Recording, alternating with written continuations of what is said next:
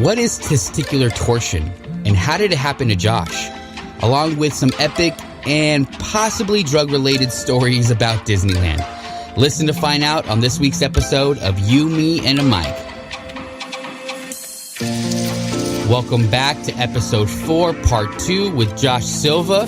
This week is the second part of the podcast that I had with Josh and Mike Perticini. Sorry again, Mike, for butchering your last name. This one's going to be a little bit more Mike heavy since he was there. Mike has his own band and he's really involved with a few other musical projects. So we kind of started diving into his touring experience and the stories of both Mike and Josh and I growing up in La Habra and all the crazy things that happened to us. So without further ado, here is Episode 4, Part 2. And I was Spencer. Or Aaron. Spencer. Goddamn Christian ass fools, dude. Not anymore, dude. Well, you fall from grace. Fuck it. Shit happens. Hit hard. You used to hide in this bench. So this is new as fuck. This is like a week old. Yeah. Never really cared for church. Church is chicken though. Sign me up. Okay. Watching the new Under Oath. Dude. Fuck blonde hair now. Yep. Like goddamn Welch. Watch some shit.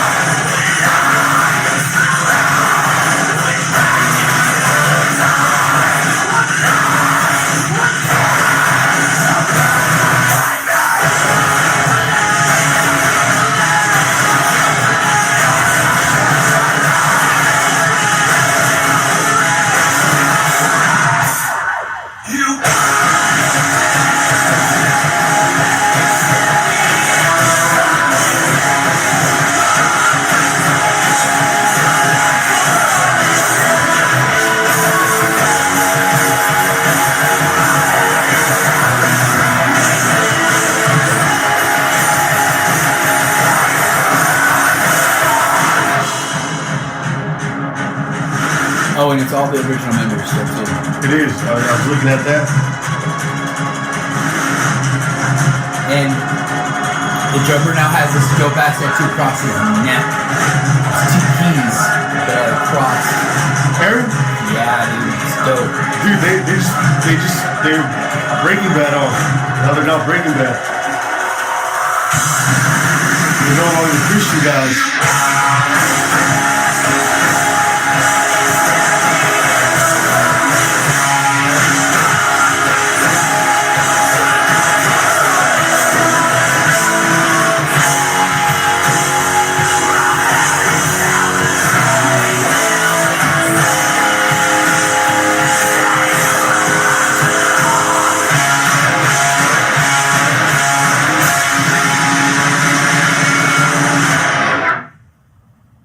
Yep.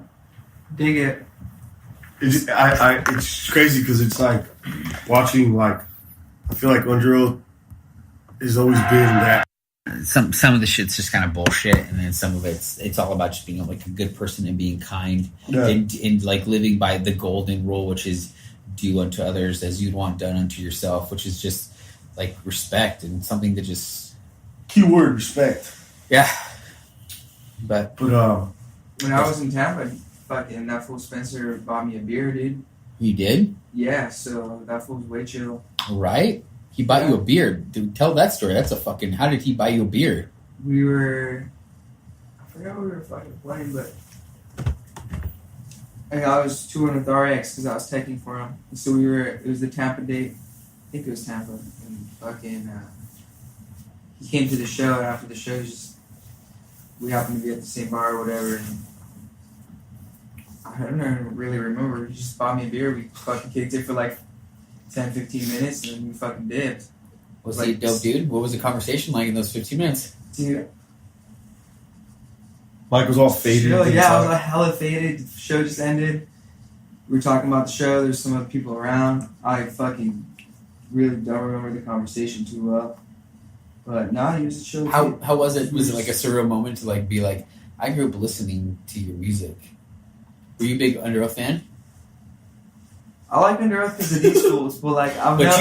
You weren't. Okay, this is making more sense now because I think me and Josh here are Under Oath fans. So if we hung out with Spence, we'd be like, "What the fuck? Yeah, what's up, motherfucker? Like, this is lit right now. This is a very lit moment." Not like, hey, dude, what's up? Like, yeah, cool. At the same time, too, I wouldn't have approached it in like a fan out moment, but I would have definitely acknowledged the fact that I'm a fan of his music and Under Oath in general. I would just be like, yo, dude, fucking, they're only chasing safety and writing on the walls.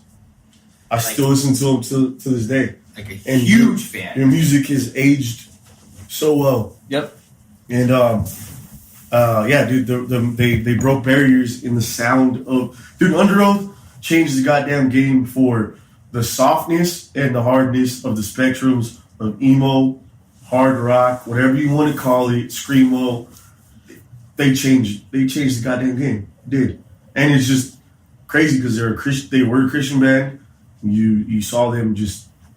They did things, and they defined a lot of our youth.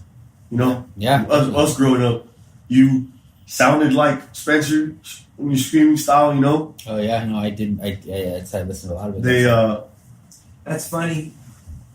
That's funny. That, like, you, like, yeah, I didn't even really think about it like that, but yeah, I was just like, yeah.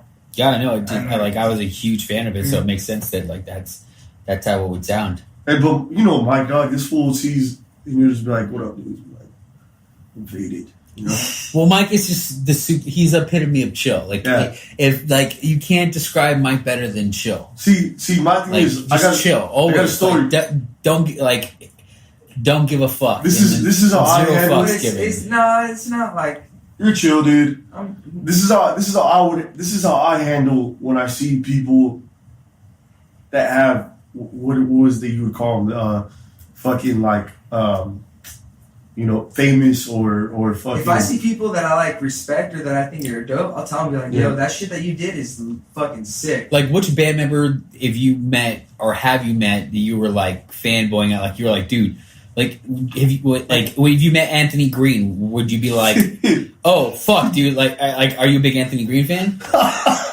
He went on tour with Circa. Okay, so are you an Anthony Green fan? See, Anthony was cool, dude, because like that fool obviously like had a huge impact in that whole scene. Were you a Circa fan? I didn't really. Yeah, of course I was a Circa fan, dude. Okay. So how was it touring with the singer from Circa Survive? They're all really normal ass dudes, man. Like straight up. Anthony probably isn't normal. He's wild. Everyone's a little like wild and like a little fucking weird, you know, but so is everybody else in every other band though. Right. It's a rock star talking about other rock stars though here. You know what I'm talking about? That's true. God damn it, man. I want to hear really is though, dude. I want to hear you fanboy out. You're gonna be a goddamn rock star. You're gonna be a rock star sooner or later. You are, dude. Nah, super fucking chill dudes, man. Like really nice guys. This fool is gonna is he smart? Does he talk a lot? Is he like not talkative? Is his voice high like he's singing? Yeah. So he has a high voice. Is he smart? Does he talk about stuff? We didn't really have like one-on-ones too often or whatever, but like yeah, dude, he's a smart dude. They're all really smart guys. Like Colin is a sick ass. One thing's for sure is that fool. That fool was painting all the time. That fool's not sterile. That fool has goddamn kids every goddamn time he comes back home, huh? He has like 5 boys. You don't keep up with them on Instagram? Don't, not him. I just follow Anthony. Dude, yeah. And Anthony has a lot of kids. That's what I mean, Anthony. Anthony's dope. Shoots some goddamn. That was like kids every goddamn time he leaves. Yeah, dude. But he had a miscarriage. That's why one of his records came from. Yeah. Get Out. Right? Yep, that's it. That's a great song. Yeah. No, but everybody in that band is fucking talented. Yeah, Anthony follows me on Twitter, by the way. What? I tweeted at him one time. I was fucking hungover, and I think I just had done a bunch of I don't want to talk about. Anthony and them are gonna hear about this maybe, but I was fucking hungover as shit off of other shit too, and I tweeted at him and I was like, you know that song where you're talking, just keep drinking water and you'll be alright. Yeah. You know, this is Pura. I tweeted at him, I was like, yo, I'm drinking water and shit's still not alright. And then next thing you know, he followed me like 3 minutes later, and I was like, he probably thought the joke was funny, you know? Because I was hurt, hangovers hurt. That's funny. But yeah, dude, see, Mike handles it the right way when he meets people that are, I have the name for him, dude. I guess famous, but Anthony Gree's not really famous. He's just a guy. Yeah, he's but famous in the scene. He's famous to us. Yeah, he's famous to us, sure, yeah.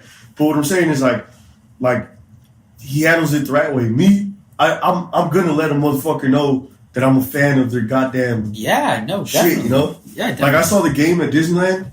And I was on drugs. Like I can be a fan. Like I'm a fan of their stuff. I think their shit is tight. But like, have you ever fanboyed over anybody? Like, have you ever been like, oh shit, it's fucking Leonardo DiCaprio? Or I don't know. Like, we saw a fool for Static X, and now there it is. R.I.P. to fucking Wayne. Yeah, R.I.P. to that guy. The fool with the I only know one Static X. No, I do like Fat Out. That was fun. That was lit, yeah. That was I thought about that moment. Yeah. Dude, take a picture with that fool. Rome from Sublime, dude. That's the funniest story we have. That shit is calm. Tell that story. Dude, we went to Rome from Sublime's house because we got invited through a homie to go kick it with them. And dude, the dude was chill, and we brought beers and we drank and we smoked a lot of weed with them, and I got fucking turned and I threw up in his bathroom, and then I got that you did that. I got too comfortable and started telling this fool. You were telling. I was like, I forced him. No, I'm saying, but of the story, you're telling like every other chapter, and you're like. What do you mean? What parts am I missing out? I don't know. What are you talking I'm about? just thinking about all the funniest shit, like the night, and you're just telling him like sections of the dopeness of the night. I don't know. Oh yeah. Well, like what else was? What else was there? Funny ass. It was just a funny ass. I don't remember much except we smoked a blunt on his roof. He lives somewhere in Huntington Beach. I know where the house is. I don't know if he still lives there. Did he sing for you ever? That's what I'm trying to get at. That's what I'm trying to get at is I got super fucked up and was like, dude, I'm just gonna go for it and just force this dude to sing the song that I want to hear. And he sang, and at first he didn't want it. He's like, nah, I don't want to sing that song. And I was like, do it, man, please. Like this I'm here. This was like I forgot it. And he's like, I don't know how to play that song. And I was like, he had his acoustic guitar, and I was like, dude, just play that song, man. It's the song. Josh that he has was like, there's no way you forgot it. He's like, dude, fool, come on. And then he's like, fuck it, this song did pay for this house. And it was the song that he has with the Dirty Heads, I think. What song is it? Oh, I don't even know the name of it. As if but the rising sun. You know what I'm talking about? It's a song on the radio. Baby, you can lay me down. I bet you played at the car dealership. Lay me down. Yeah, anyways, he didn't want to play it, and I told him I was drunk, and I was like, consistency is key. And I kept bugging him. I got him to play it. And he played it for us. So I punked the singer from Sublime, Rome from Sublime, to fucking sing a song that he didn't want to sing. In his own house. Without consent. But then eventually just gave it up. Eventually just gave it up. He's like, fuck it, this was drunk. Or was it she had a friend. She had a friend. And dude, how do you have these crazy? Do you ever like reflect on your life and go, "Oh, dude, how do I ever?" You want to know why too? I believe it. It's because, and I think I'm giving